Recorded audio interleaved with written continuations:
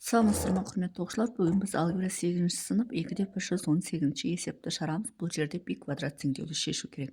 π квадрат теңдеу деген сөз, яғни жаңа айнымалыны енгізу қажет. Бізде 4 дәрежелі теңдеу болатын болса, онда мына x квадрат дегенге жаңа айнымалы енгіземіз. Ол мысалы x квадратты t деп алатын болсақ, онда x квадраттың квадраты бізде t-ның квадрат болады. Сонда x-тің 4 дәрежесі бізде t квадратты береді. Сонда x квадрат тең t болса, x-тің 4 дәрежесі t квадрат болады. Енді сонда x-тің 4 дәрежесіне t квадратты қоямыз, x квадраттың орнына t-ны қоямыз. Ал ендеше кеттік, мынашқа x-тің 4 дәрежесіне t квадратты қоямыз, x квадраттың орнына 29 t өзін аламыз, плюс 30 тең 0. Енді осы жерден дискриминантпен есепті шығарамыз. Бұл жерде квадрат теңдеу, дискриминанттен 29-тың квадраты болады, минус 4 көбейту 1 көбейту 30 болады.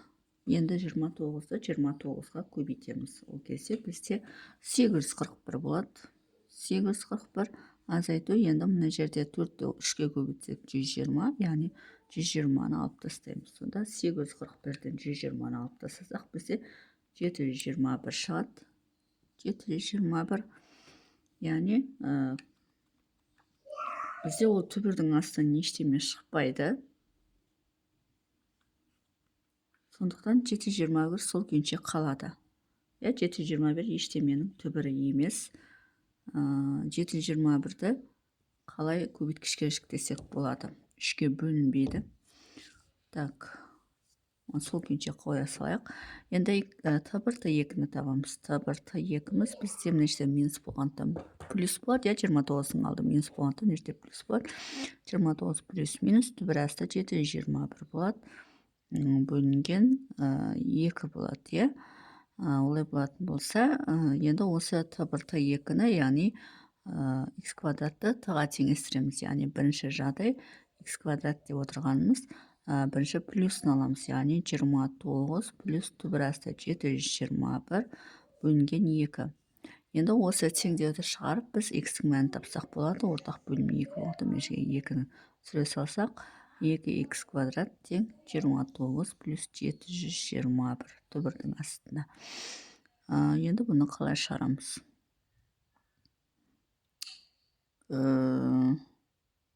Бұл жерден нақты бір теңдеу шықпайды екен, себебі тек қана x квадрат. Олай болатын болса, бұл жерден x тең плюс минус түбір асты 29 плюс минус плюс түбір асты 721 бөлінген 2 болады. Яғни плюсі де минусы да квадраттасақ осыны береді. Енді екінші жағдай x квадрат тең, енді плюсын алдық жаңа, енді минусын аламыз. Сонда 29 минус түбір асты 721 бөлінген 2 болады. Демек, бұл жерден де x3, x4 аламыз. Себебі мына жерде x1, x2-ні таптық. Енді мына жерде x3, x4. Ол бізде плюс минус түбір асты 29 азайту түбір асты 721 бөлінген 2 болады. Сонда бізде есептің нақты жауабы шықпайды екен, түбірмен ғана шығады екен. Бұл бізде бірінші есептің шығарылуы. Мен ойлағанмын ғой, квадрат шығып әдемі шығады деп, сөйтсем олай шықпай қалды.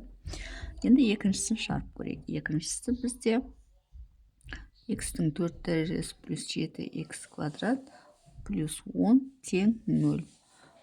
Бұл жерден де x квадратты не істейміз? t-ға теңестіреміз. Сонда x-тің 4 дәрежесі бізде t квадратты береді. Енді x-тің 4 дәрежесінің орнына t квадратты қоямыз, плюс x квадраттың орнына 7t-ны қоямыз, плюс 10 тең 0. Енді осы квадрат теңдеуді шешеміз. Дискриминанттен 49 минус 4 көбейту 1 көбейту 10. Яғни мұнда 49, мынау 40, бізде 9 шығады, ол бізде 3-тің квадраты. Енді осы жерден жауап шығатын секілді. t1, t2-ні табамыз. Мұнда плюс болғанда минус 7, плюс минус 3 болады, түбір асты 9-дан бөлінген 2 болады. Біріншісі минус 10 бөлінген 2 минус 5 болады.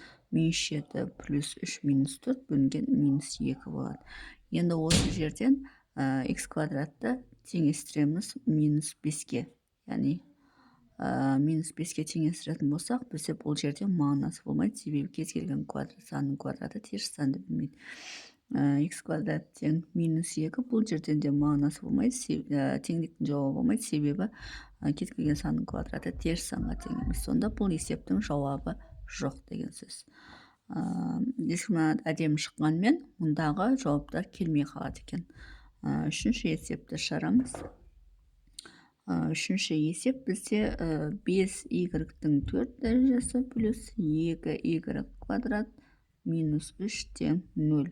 Енді бұл жерде y квадратты не істейміз? Т-ға теңестіреміз. Олай болатын болса, y-тің 4 дәрежесі бізде т квадратты береді. Яғни, мұнан сыртынан квадраттасақ, онда ол т квадратты береді. Енді y-тің 4 дәрежесі орнына т квадратты қоямыз. Яғни 5t квадрат плюс 2t минус 3 тең 0. Енді осы жерден дискриминант табатын болсақ, 2-нің квадраты бізде 4 болады, минус 4 көбейту 5 көбейту минус 3 болады. Енді 4 болады, теріс сан мен теріс санды көбейтсек оң санды береді. 20 болады, 23 көбейтсе 64 болады. Ол бізде 8-дің квадратын береді. Т1, Т2-ні табамыз. Ол бізде мына плюс болғанда минус 2 плюс минус 8 бөлінген 2-ні 5-ке көбейтеміз 10 болады. Мұн жерден минус 10 бөлінген 10 минус 1 болады. 8-ден 2-ні алсақ 6 болады. 6-ны 10-ға бөлсек 3 бөлінген 5 болады. Енді y квадратты не істейміз? Т-ға теңестіреміз. Яғни y квадрат бірінші жағдай y квадратты минус 1-ге теңестіреміз. Бұл жерде жауап болмайды, себебі кез келген санның квадраты теріс санды бермейді. Екінші y квадратты теңестіреміз 3 бөлінген 5-ге. Бұл жерде y деп отырғанымыз плюс минус түбірасты 3 бөлінген 5-ті береді, себебі мына түбірді квадраттасақ, онда бізде 5-тен 3-ті береді. Сонда есептің жауабы мынау болады екен. Бұл бізде үшінші есептің шығарылуы. Енді төртінші есепті шығарамыз. Төртінші есепті шығарамыз. 2y-тің 4 дәрежесі азайту 5y квадрат минус 7 тең 0. Енді бұл жерден y квадратты тағы да не істейміз? Т-ға теңестіреміз. Олай болатын болса, y-тің 4 дәрежесі бізде т квадрат береді. Яғни 2t квадрат минус 5t минус 7 тең 0. Дискриминантпен шығаратын болсақ, 5-тің квадраты 25, минус 4 көбейту 2 көбейту минус 7. 25 плюс 8, 7-ге көбейтсек 56. 56. Енді мына екеуін қосатын болсақ, 81 болады. Ол бізде 9-ның квадратын береді. 9-ның квадратын береді. Енді Т1, Т2-ні табатын болсақ, мына жерде минус болғандықтан плюс болады. 5 плюс минус 9 бөлінген 2-ні 2-ге көбейтеміз 4 болады. Енді 9-ды 5-ке қоссақ 14 болады. 14 4-ке бөлсек, 2-ге бөлсек 7 бөлінген 2 болады. Минус 4 болады, минус 4, минус 1 болады. Яғни минус 4-ті 4-ке бөлсек минус 1 болады. Енді біз не істейміз? Бірінші y квадратты теңестіреміз 7 бөлінген 2-ге. Ол жерден y деп отырғанымыз плюс минус түбірасты 7 бөлінген 2 болады. Екінші жағдай y квадратты теңестіреміз минус 1-ге. Бұл жерде есептің жауабы болмайды, себебі кез келген санның квадраты теріс санды бермейді. Сонда бізде бір ғана жауап болады, ол плюс минус түбірасты 7 бөлінген 2-ге тең. Бұл бізде төртінші есеп. Енді бесінші есепті шығарамыз. Бесінші есепте x-тің 4 дәрежесі азайту a квадрат плюс 9x квадрат плюс 9a квадрат тең 0. Енді бұл жерде x квадратты не істейміз? Т-ға теңестіреміз. Онда x-тің 4 дәрежесі бізде т квадратты береді. Орнына қоямыз. X-тің 4 дәрежесінің орнына т квадратты қоямыз. Минус а квадрат плюс 9, x квадраттың орнына т-ны қоямыз. Плюс 9 а квадрат тең 0. Енді дискриминантпен шығарамыз. Бұның орнында бізде а квадрат плюс 9-ның жақшан сыртта квадраты болады. Минус 4 көбейту 1 көбейту 9а квадрат тең. Енді мұнаны ашамыз. А-ның 4 дәрежесі плюс 18а квадрат плюс 81 азайту 9 4-ке бөлсек 36а квадрат. тең мына екеуі қосылады бізде 36-дан 18-ді алсаң бізде 18-дің өзі болады. Сонда ол бізде а-ның 4 дәрежесі минус 18а квадрат плюс 81 болады. Ол бізде қайтадан а квадрат минус 9-дің квадратын береді. Яғни бастапқыда бізде плюс 9-дің квадраты болса, анау минус 9-дің квадратына өтіп кетеді. Неге? Себебі мына жерде плюс 18 пен минус 36 минус 18 береді. Мына жерде минус 9-дің квадратын беріп қалады. Енді Т1, Т2-ні табамыз. Т1, Т2 бізде мына жерде минус болғандықтан плюс болады. А квадрат плюс 9 плюс минус. Мына Т1-дің астынан өз шығады, яғни А квадрат минус 9 жақшаның алдына алып қойып, бөлінген 2 көбейту А-ның орнында бізде 1-ге тең. Енді екі жағдайды шығарамыз. Бірінші плюс қылып ашамыз, яғни А квадрат плюс 9 плюс А квадрат минус 9 бөлінген 2. Мынау плюс 9 пен минус 9 жойылады да бізде 2А квадрат қалады. Мына екеуі қосып 2А квадрат береді. 2А квадрат бөлінген 2 демек 2 мен 2 қысқарып кетіп бізде А квадрат қалады. Біріншісінен А квадрат қалады екен. Енді екіншісі А квадрат плюс 9-ның өзін жазамызда, жақшаның алдында минус болғандықтан мына екеуін таңбасы өзгеріп кетеді. Минус А квадрат плюс 9 болады. Бөлінген 2 болады. Плюс А квадрат пен минус А квадрат жойылады. 18 болады. 18 2 бөлсек 9-ды береді. Сонда бірінші жауабы А квадрат, екінші жауабы 9 болады. Енді не істейміз? Х квадратты бірінші жағдайда А квадратқа теңестіреміз, яғни x деп отырғанымыз плюс минус А-ны береді. Яғни плюс А-ды минус А-ды А квадраттасақ, А квадратты береді. Екінші жағдай x квадраттан x1, x2-міз плюс минус А-ға тең. X квадратты енді 9-ға теңестіреміз. Ол кезде бізде x3 және x4 деген жауап шығады. Плюс минус 3. Яғни плюс 3-те минус 3-те квадраттасақ, бізде 9-ды береді. Сонда бізде осындай 4 жауапты алады екенбіз. Бұл бізде 5-ші есептің шығарылуы. Енді 6-ші есепті шығарамыз. 6-ші есеп.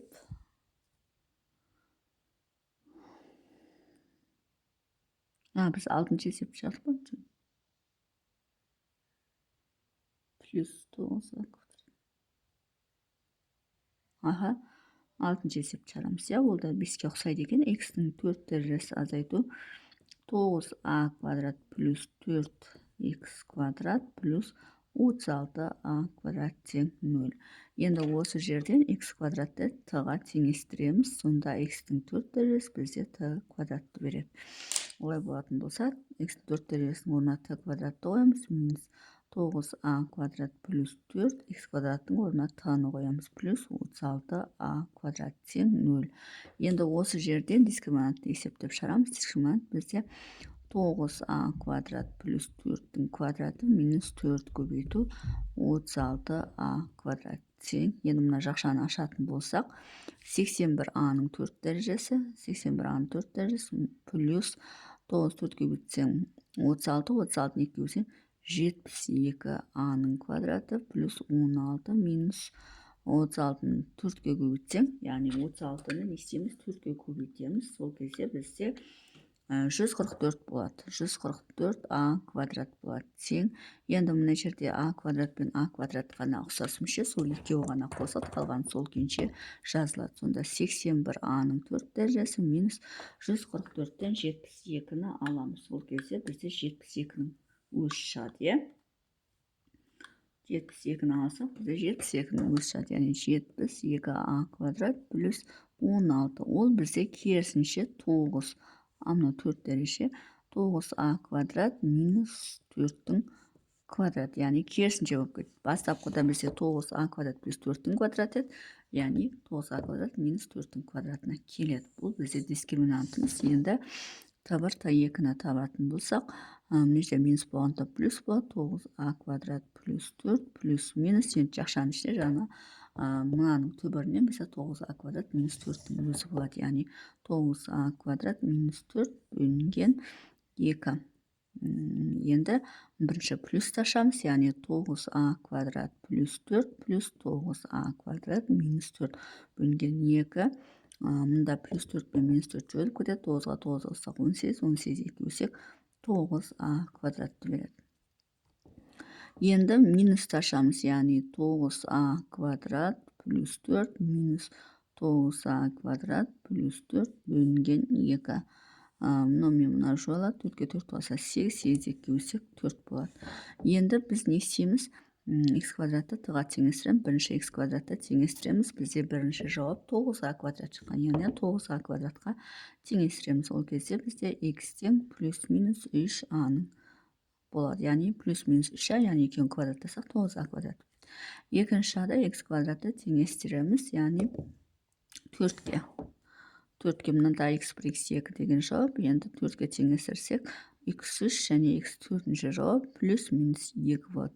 Плюс 2-ді минус 2-ді квадраттасақ, бізде 4-ті береді. Сонда бізде осындай 4 жауап шығады екен. Сонымен есептің шығар жолы осындай. Егер есептің шығар жолы түсінікті болса, лайк басып, комментарий жазып, каналыма тіркеліп кетсеңіздер болады.